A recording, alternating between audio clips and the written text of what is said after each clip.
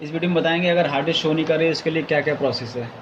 ठीक है, सबसे पहले अगर हार्ड डिस्क शो नहीं कर रही है तो सबसे पहले हार्ड डिस्क के पिन हैं, इनको अच्छे से साफ़ कर लेना।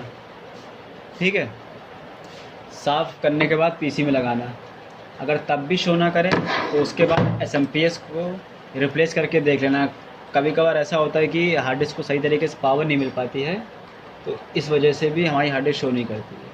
ठीक है, अगर एसएमपीएस रिप्लेस करने के बाद भी तुम्हारी हार्ड डिस्क शो नहीं कर रही है, ठीक है, तो उसके लिए सबसे पहले हम इस पत्ते को इस हार्ड डिस्क से बाहर निकालेंगे।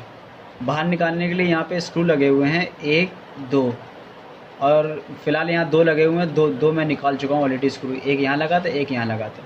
ठीक है, केवल इसमें 2 लगे हुए हैं, तो इनको सबसे पहले खोलेंगे।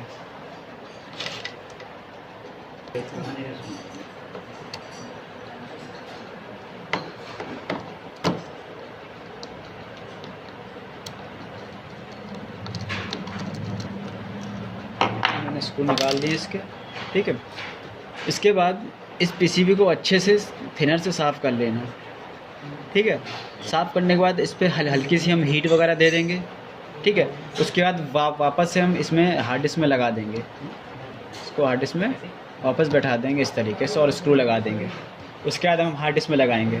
अगर चल जा रही है तो ठीक है, नहीं तो फिर इसका आखिरी सॉल्यूशन ये है कि हमें इतने ही जीबी की और इसी कंपनी की और इसी मॉडल की हार्ड डिस्क चाहिए होगी, दूसरी जो सही हो, और फिर उसका पीसीबी निकाल के इसमें लगा दो तो आपकी हार्ड डिस्क वर्क करना चालू हो जाएगी।